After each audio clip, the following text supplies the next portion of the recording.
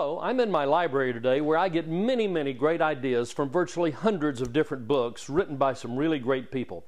Do you have a literary mentor? I do. His name is Orison Swett Marden. Marden wrote over 40 books a century ago. What a great man, what a great writer. Let me read you just one passage I selected a few minutes ago. Without an ideal, there is no growth, and where there is no growth, there is no retrogression. Without a vision, the people perish. Nothing in the universe is static. None of us stand still. We're all traveling in some direction, either forward or backward. Everything depends on the ideal.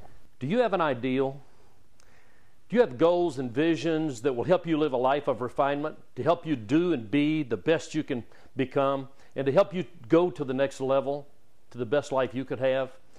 Depend on your literary mentors for maximum mileage. They'll help you out every day. All you got to do is go there.